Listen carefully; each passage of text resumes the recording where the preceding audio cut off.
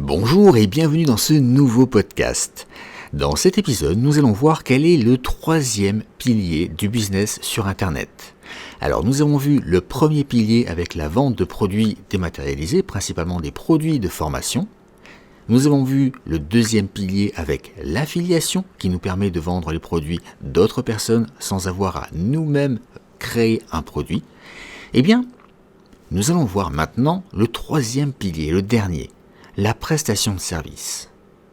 Alors, je connais parfaitement ces trois leviers puisque je les utilise au quotidien dans mon business à moi et autant te dire que je n'ai pas commencé par les deux premiers. J'ai commencé par le troisième. Au départ, j'avais des compétences en montage vidéo, c'est ce qui m'a permis de démarrer et de rentrer dans le milieu de l'infoprenariat.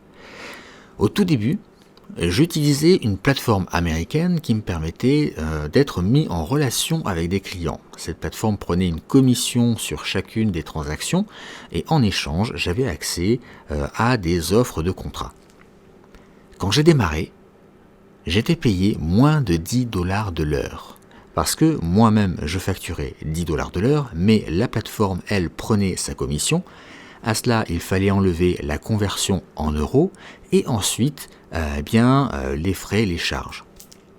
Autant vous dire que j'étais payé moins qu'un salarié, ce qui ne m'empêchait pas de toujours rechercher plus de contrats et de continuer dans ce sens. Pourquoi j'ai fait ça ? J'ai fait ça pour plusieurs raisons. La première, c'est que ça me permettait de me créer un carnet de clients. La deuxième chose, ça me permettrait d'avoir des recommandations.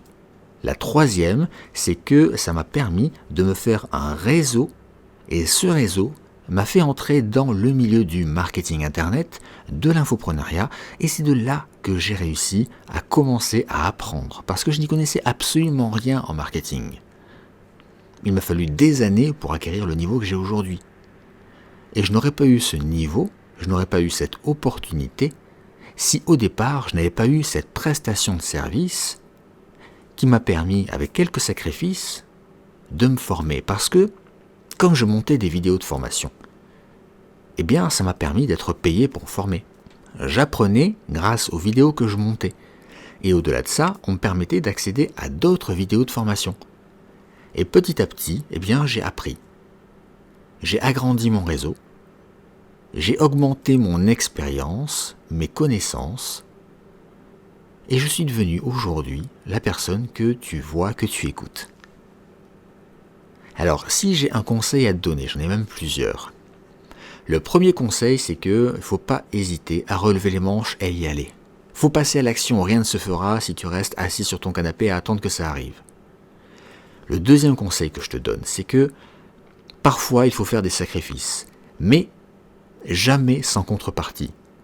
J'ai accepté de facturer moins cher et de me faire vraiment exploiter, c'était le mot, et ce n'était pas l'intention du client, attention, c'est le fait que j'ai ces tarifs, que la plateforme prenne sa commission, etc., qui faisait que au final je me faisais exploiter. Mais je l'ai fait parce que j'avais cette contrepartie d'apprendre.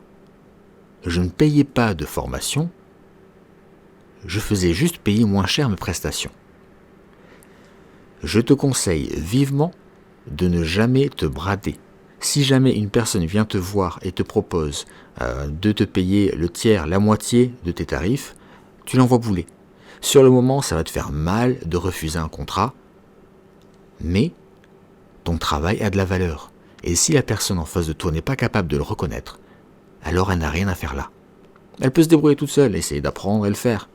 Elle comprendra plus tard la valeur de ce travail-là. En attendant, ce qui est important, c'est l'estime de toi et de ton travail. Donc si jamais tu dois faire un effort sur tes tarifs, ne le fais jamais sans contrepartie. Voilà, je vais arrêter là ce podcast. Je te dis à très vite pour un prochain épisode. Je te laisse mettre en commentaire ce que tu as pensé de ces 3 épisodes, ce que tu en retires, et dis-moi si ça t'aide et ce que tu comptes faire. Je te dis à très vite pour un prochain podcast. Ciao.